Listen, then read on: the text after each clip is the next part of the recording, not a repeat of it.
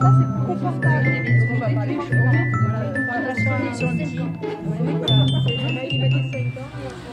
Bonjour, bienvenue dans le territoire, l'émission qui vient à votre rencontre. Aujourd'hui, nous sommes à Montpellier, à quelques pas de la clinique Saint-Roch, et c'est ici, dans cette spacieuse maison, que s'est installée Étincelle il y a quelques temps. Chaque année dans la région, 6000 nouveaux cas de cancer sont diagnostiqués. Cette maison est un espace unique, en dehors de l'hôpital, dédié entièrement aux femmes atteintes d'un cancer. Au fil de cette émission, je vous propose de rencontrer des bénévoles impliqués, des stagiaires concernés et des femmes qui viennent dans cette maison pour apprivoiser leur corps malade. Souffrant de cancer, ici, ce ne sont plus des patientes et pas des clientes, on les appelle les étincelles. On va tout de suite aller à leur rencontre. Suivez-moi. C'est vraiment une maison, une famille. Donc il fallait que j'ai un endroit pour que j'ai envie de sortir, quoi. Venir ici, c'était plus dans l'idée de continuer à vivre. Cette maison a une âme, voilà quelque chose de spécial. Vous avez toutes mis de la crème de jour? Oui, que de la crème de jour. Toi aussi, Bonnie? Tu vas en mettre un peu? Atelier maquillage sous les parasols, dans la cour, comme tous les mardis, autour de Jennifer, l'esthéticienne. On parle fond de teint, blush et mascara. Une conversation bien moins superficielle qu'il n'y paraît. Pour certaines, c'est une découverte, les soins esthétiques. Elles n'avaient jamais pris le temps d'en faire et c'est une réelle découverte. Et pour d'autres, elles avaient l'habitude de prendre soin d'elles, de se maquiller. Et avec la maladie, elles ont peur de se regarder dans le miroir parce qu'elles ont le teint plus terne, elles ont la peau plus sèche. Et du coup, elles ne prennent plus soin d'elles, elles ne se touchent plus, elles ne se regardent plus. Et c'est vraiment pour se réapproprier ce corps qui a été un petit peu meurtri par la maladie. C'est vraiment bénéfique pour le moral. Émilie, toi, tu fais quoi? Alors, je me démaquille et depuis que j'ai fait l'atelier avec Carole, je me suis acheté une lotion démaquillante. C'est bien, tu vois, on fait des progrès. Elles peuvent perdre les cheveux avec les traitements de chimiothérapie, elles peuvent perdre les cils, les sourcils. Donc sans maquillage, on peut y remédier par un coup de crayon pour les sourcils ou un travail avec une poudre. Je pense que ça reste superficiel, mais il y a des moments où on a tellement le moral à zéro que se dire, se regarder dans la glace et puis se dire, tiens, aujourd'hui, j'ai une sale mine, et puis on va à Étincelle et nous font un maquillage, puis on ressort, puis on dit, quand même, là, ça y est, j'ai meilleure mine, j'ai remonté le moral. C'est vrai que même un peu de blush peut redonner du baume au cœur pour continuer. Ça, c'est plus agréable. Et toi, Vonnie, ce sera un de ces trois-là qu'il faut que tu choisisses. Si tu n'y arrives pas, je peux tu verras bien de toute façon que... Bon, là, c'est moi qui le clair. C'est moi qui le clair. Ah, c'est celui-là. Ouais, donc je pense que c'est celui-là. Ouais, c'est le 04. Voilà. Bien entendu, on change de regard par rapport à soi. Et c'est se prendre en main et s'apprécier, s'aimer.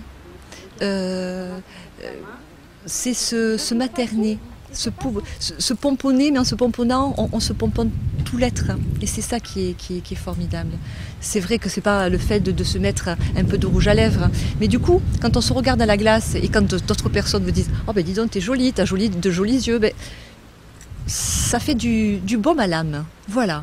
Et du coup, on s'en ressort, on est un petit peu mieux et on repart. Et les jours qui sont un petit peu moins ensoleillés, on se souvient et ça repart, voilà. Mais passer sur les sourcils et sur la paupière. Faut vraiment pas oublier de passer sur les yeux, les poils des sourcils, même si tu passes dedans, après on nettoie. Enfin, on fera en sorte que ça fasse pas de traces, il n'y a pas de souci. L'idée, vous me dites, c'est vraiment d'apprivoiser ce nouveau corps finalement, parce que sinon on serait tenté de rester chez soi et de plus sortir, de plus se montrer. C'est apprivoiser ce nouveau corps et puis c'est aussi se forcer à sortir, de voir qu'on n'est pas seul dans la maladie, qu'il y a d'autres femmes et puis entre elles, elles vont vraiment s'encourager, se motiver, se donner des trucs et astuces pour mieux traverser cette étape difficile. Il y a des regards, il y a des... vous voyez, tout à l'heure, on a, avec ma collègue qui était là, on se taquine toutes les deux parce qu'on a plein d'humour. Il y a des moments où elle me tend la main, on se donne la main. Enfin, il y a des gestes, il y a des choses qui sont subtiles et qui passent. Et ça n'a pas de prix. On va rester sur le 4. Toi, Vonnie, tu vas mettre... Toi, tu vas mettre le 7.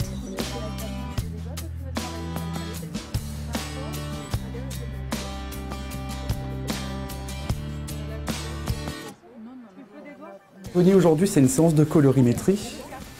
Ce qu'on va faire donc, c'est définir du coup votre gamme de couleurs, voir celle qui va le mieux. On va voir si vous réagissez plus facilement au tissu argenté ou au tissu doré, donc pour voir si vous avez une typologie. Emmanuel est conseiller en images, il a son propre cabinet à Montpellier, mais chaque semaine il consacre un peu de son temps aux étincelles, un choix lié aussi à son histoire personnelle. Vous voyez, celle-ci jaunit un peu plus le teint et vous marque un peu plus sous les yeux.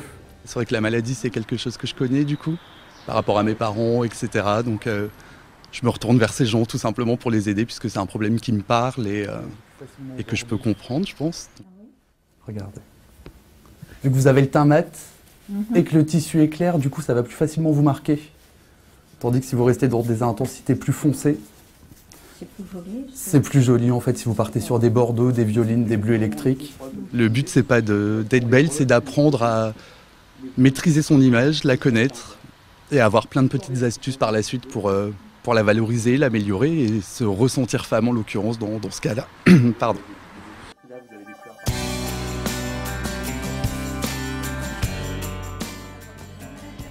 Des soins et des conseils beauté et bien-être, du soutien psychologique et des activités physiques, le tout réuni sous un même toit et entièrement gratuit.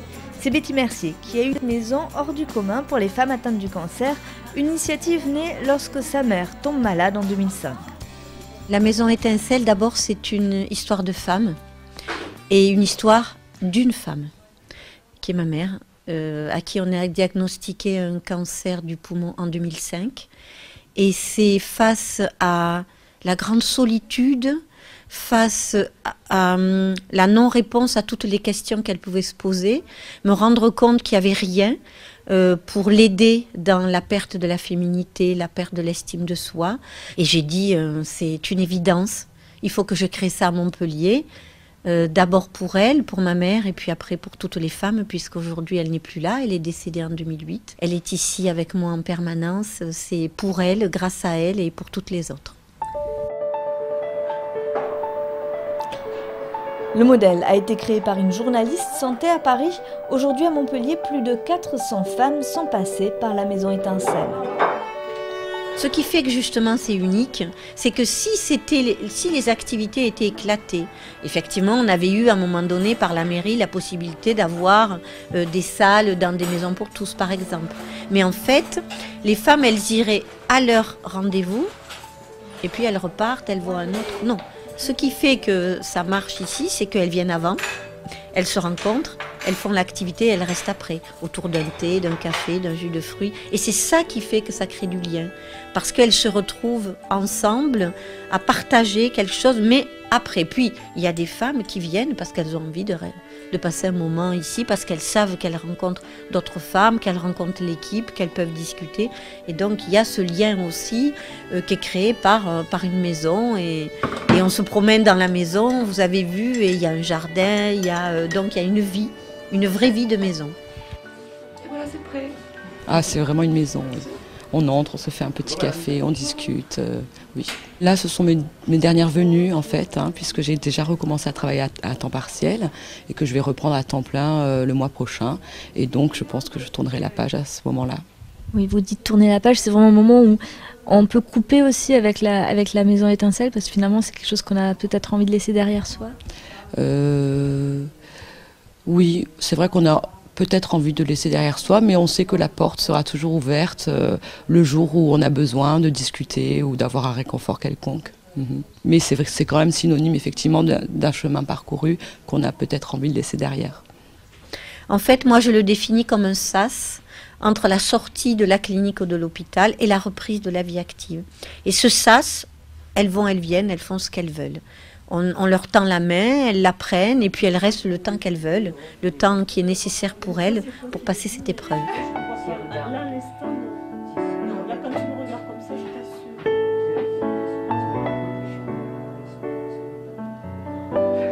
Même si on est entouré dans sa propre famille et tout, au bout d'un moment, la maladie, on a envie on est étouffé par la maladie et dans sa propre famille. Donc c'est bien de pouvoir aller avec l'extérieur et de pouvoir discuter avec des gens qui ont la même chose, je pense. Parce que même si on est entouré, je pense qu'on ne peut comprendre ce qu'on ressent soi-même que si on le partage avec des gens qui ont vécu la même chose. En moyenne, les femmes passent entre 9 mois et 1 an à Étincelles, quelques mois pour panser les plaies infligées par le cancer, à la fois au corps et à l'esprit. Ces femmes arrivent bien souvent au moment du diagnostic. La plupart arrêtent de venir à l'association au moment de la reprise du travail. Donc nous les voyons principalement sur une année. Bien sûr, d'autres continuent à venir même après la reprise du travail. Donc il est difficile, dans la mesure où c'est un temps donné, de faire une thérapie au long cours. Quand je vais à la piscine, maintenant j'ai peur. Là, on va faire de l'aquagym. Ici, Alain utilise une méthode américaine, la méthode EFT, en français, libération des émotions négatives. La théorie est originale et en pratique, la séance est plutôt surprenante. On va donc répéter 3 fois la phrase, même si je panique quand je suis dans le bassin de la piscine et que je n'ai plus pied, je m'aime et je m'accepte tel que je suis. La méthode est intéressante ici tout simplement parce qu'elle est facile pour, si vous voulez, définir le problème à traiter au départ. Elle est également intéressante dans la mesure où les résultats sont immédiats. On peut avoir des résultats probants dès la première séance. Elle est intéressante également parce que les résultats sont pérennes, ils sont durables dans le temps. Et ce qui permet d'avoir, si vous voulez, une évolution rapide de la problématique des étincelles. Je panique lorsque je suis dans le bassin de la piscine et que je n'ai plus pied. Je panique lorsque je suis dans le bassin de la piscine et que je n'ai plus pied. Je panique lorsque je suis dans le bassin de la piscine et que je n'ai plus pied. Voilà, au point karaté. Je panique lorsque je suis dans le bassin de la piscine et que je n'ai plus pied. Par exemple, on peut régler un problème de phobie. Hein. J'ai eu par exemple une patiente qui posait un problème comme ça de claustrophobie, qui avait peur de passer un body scanner. C'était des crises de panique importantes, donc il était impossible de faire l'examen. En 1 heure de temps, on a résolu le problème et l'examen suivant s'est passé sans aucun problème. Je dirais qu'on est allé même plus loin sans le savoir, c'est que cette dame était claustrophobe, ne supportait pas de prendre l'ascenseur chez elle et que du coup, à la grande surprise de son mari, elle a réussi à prendre l'ascenseur sans s'en rendre compte. Et on fredonne nanana nanana nanana l'air, on compte 1, 2, 3, 4, 5 et on refredonne nanana nanana nanana l'air. On arrête, on respire et on souffle. Voilà, on se détend. Voilà, vous respirez bien, vous vous détendez, vous reprenez une respiration sereine.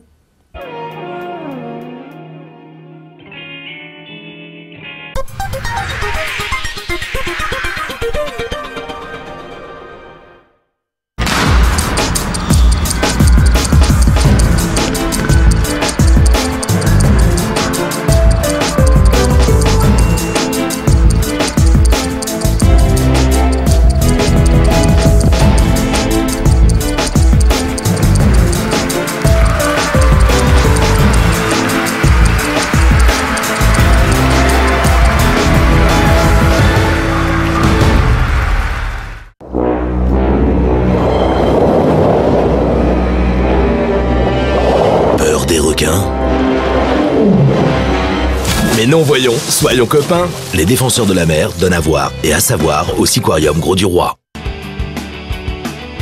Depuis plus de 40 ans, les enseignes Néondoc, c'est votre entreprise régionale de conception, fabrication et pose de toutes vos enseignes. Les enseignes Néondoc, c'est la décoration des vitrines, les lettres adhésives, les enseignes en néon, les caissons lumineux, les panneaux de chantier, les habillages de voitures et les bâches tendues.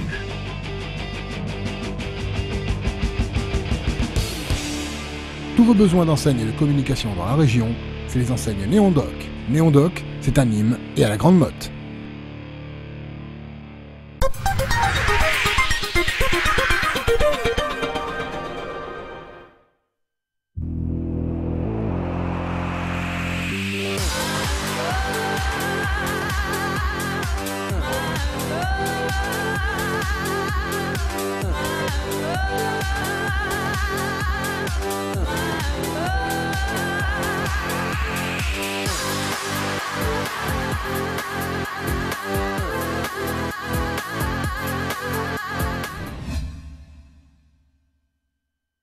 La Maison du Bluff. Pendant 5 semaines, 6 garçons, 6 filles vont vivre sous la seule loi du poker. Au final, un seul d'entre eux décrochera un contrat de joueur professionnel d'une valeur de 150 000 €. Oh, je suis encore vivant, moi, qu'est-ce qu'il y a? À la Maison du Bluff, il n'y a qu'une seule règle. Tout se joue au poker. Vie quotidienne, sortie, élimination, confort. Et pour la première fois dans l'histoire de la télé-réalité, chaque semaine, un téléspectateur pourra intégrer en pleine aventure la Maison du Bluff. À vous, les 150 000 €.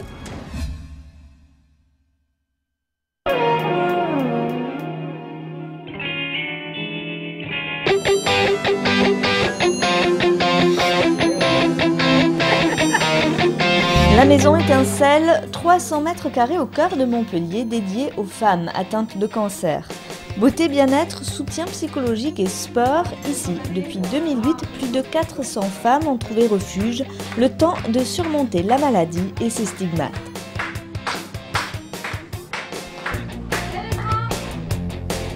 Et on relâche.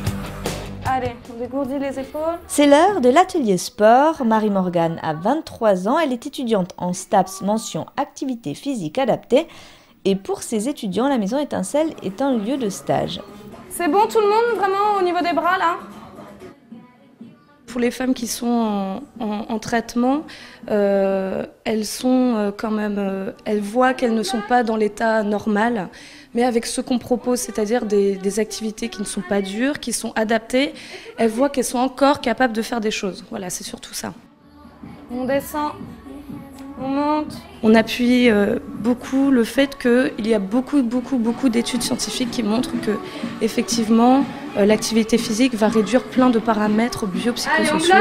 Alors là, il faut nous expliquer. Donc, c'est-à-dire sur le plan biologique, on va retrouver une fatigue physique moindre.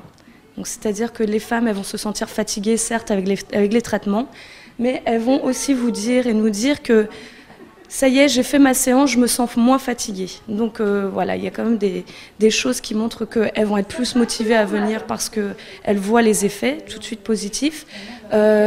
Sur le plan psychologique, il va y avoir aussi de nombreux paramètres améliorés. La motivation, l'image du corps va être travaillée, etc. Ça va leur faire du bien de venir en activité physique et surtout sur le plan social, parce qu'il y a beaucoup de femmes qui n'ont plus d'activité professionnelle, qui se retrouvent parfois isolées. Donc ici, elles se retrouvent entre elles et puis elles discutent et voilà, ça crée un groupe, une émulsion au sein de l'activité physique.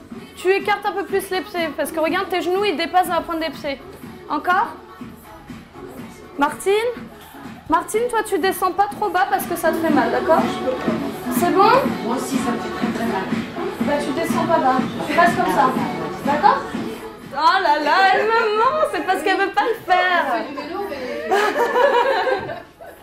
faire! Ça apporte une certaine détente et puis surtout le fait qu'on puisse venir faire du sport dans un endroit où on est toutes pareilles. Parce que l'handicap, quand on fait de la gym par exemple, on ne va plus dans son club habituel parce qu'il y a une période où on n'a pas de cheveux, il y a une période où on ne se sent pas très à l'aise. Et ici, on est toutes pareilles et puis en plus, elle est adaptée. C'est vrai qu'après les opérations, souvent on a des mouvements qu'on ne peut pas faire, personne ne vous regarde, on fait un peu comme on peut, quoi. On ne peut pas faire comme si on n'était pas malade, mais quand bien même on est malade, on vit normalement. Donc à partir de là, on continue les activités qu'on peut avoir normalement dans la vie, dont le sport. Et faire du sport, ça entretient le corps, donc forcément ça fait du bien. Voilà. Et pour une quinzaine de femmes, les cours de sport sont aussi une façon de participer à la lutte contre le cancer. La Maison Étincelle est un lieu pilote pour un programme expérimental, le programme Astrea. Sur 2 ans, il s'agit d'évaluer les effets de l'activité physique adaptée sur les personnes atteintes de la maladie. 6 villes du département y participent. Tant que j'étais en traitement, je n'ai pas eu envie de venir. Et puis après, quand j'ai eu fini, j'avais pas tout à fait fini mes rayons, mais quand j'ai eu fini ma chimio, j'ai eu besoin de me remettre en forme. Donc j'ai pensé que c'était le moment de venir. Et en plus, je n'ai pas regretté parce que, en plus des exercices physiques et tout ça, il y a aussi une amitié qu'on a créée. C'est très intéressant de se retrouver entre nous. Un moment entre femmes pour s'occuper de soi, poser la perruque sans avoir peur des regards extérieurs. Sylvette, Isabelle, Marie-Christine et les autres viennent de tous les milieux, de tous les rôles. Les filles ici ont entre 26 et 80 ans. Leur seul point commun, devoir apprendre à vivre un temps avec le cancer. Et on expire. Allez boire un coup. Je prenais soin de moi, je faisais attention à ma nourriture et tout, donc c'est vrai, on se pose la question pourquoi. Voilà, on perd les sourcils, on perd les cils, donc malheureusement, mais bon, je crois qu'il il faut retrouver le goût de la féminité aussi. C'est vrai que quand on nous annonce qu'on a un cancer, il y a toujours la mort qui est derrière quand même. Donc c'est un petit peu, faut l'encaisser quoi. Et donc pour les gens qui vont s'isoler, se replier, plus la fatigue liée à certains traitements, ben voilà, ça vous permet pas, enfin je sais pas, c'est en s'isolant, l'isolement ça crée pas, ça vous permet d'avoir des projets, d'être en lien avec les autres et d'aller de l'avant. La situation la plus critique, c'est quand on apprend qu'on a un cancer. Ou quand on vous dit que peut-être vous en avez 2. Voilà. Bon. Mais après cette colère, parce qu'il faut la sortir, hein, cette peine, cette colère, cette rage, il faut vraiment l'exprimer, mais l'exprimer, c'est-à-dire crier, quoi, même des fois dire des petits gros mots, ça fait du bien. Il y a une sorte de, enfin pour ma part, j'ai une sorte de sérénité en disant bon maintenant tu vas te battre, parce que ça c'est important. Tu as des cellules, bon, ben, il y en a certaines qui sont passées par un mauvais chemin, il faut qu'elles reviennent.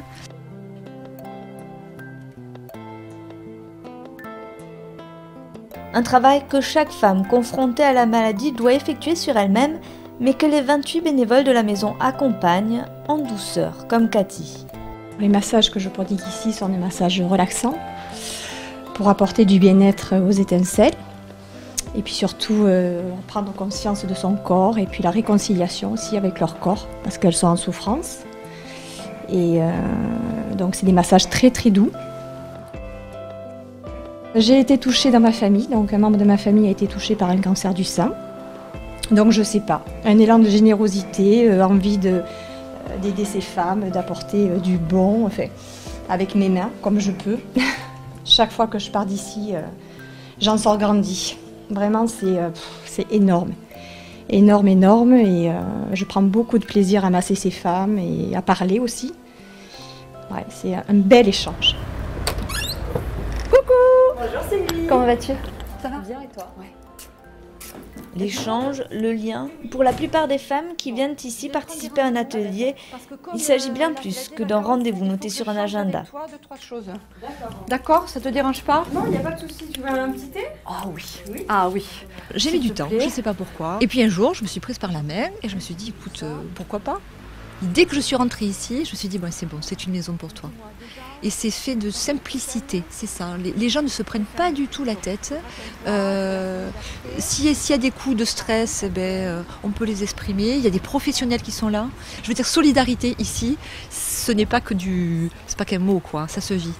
Est-ce que ça veut dire qu'un jour vous aurez envie d'être vous-même bénévole ici? Est-ce que c'est quelque chose que vous pourriez imaginer? Oui, sincèrement. Oui, tout à fait. Ça me titille.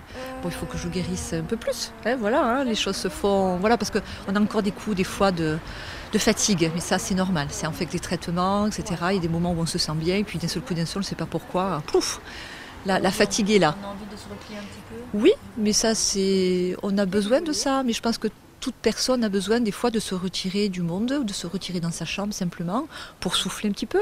Bon, nous, un peu plus. Voilà, parce que les traitements aussi guérissent, mais ils peuvent être très lourds et peuvent aussi un petit peu abîmer. Voilà, le corps, il faut qu'il réagisse et il faut du temps pour ça. C'est ça aussi, la notion de temps qui est autre. Le temps, c'est surtout maintenant qui compte. C'est aujourd'hui, maintenant, le présent. Comme vous l'avez dit, c'est vraiment une maison ici. Et ici, c'est une maison. C'est une âme. Cette maison a une âme. Ça m'a vraiment touchée en fait, ces femmes, quand je suis arrivée la première fois, elles étaient dans le salon et elles m'ont vraiment touchée. Je me suis dit, j'ai pas envie d'aider autre part que ici parce que il y a une espèce d'âme, quelque chose qui se véhicule dans cette maison. Vous accompagnez beaucoup de femmes, vous créez des liens. Il y a quand même un moment où certaines étincelles ne reviendront pas parce qu'il n'y a pas eu de guérison. Donc comment vous le vivez ça? Disons que j'ai pas le droit de le vivre mal, parce que si je le vis mal, je fais plus bien mon travail. Et je suis là pour bien faire mon travail. Donc il faut toujours garder cet esprit que le sourire qu'on a quand on ouvre la porte, il faut le garder tout le temps. Donc malheureusement, c'est vrai qu'il y en a qui ne reviendront pas. J'ai d'ailleurs une pensée pour certaines. Mais on se doit, justement pour ces femmes qui ont quelque part perdu ce combat, de garder ce sourire et cette pêche et cette convivialité. Sinon, Étincelle ne sera plus là. Et c'est vraiment dommage.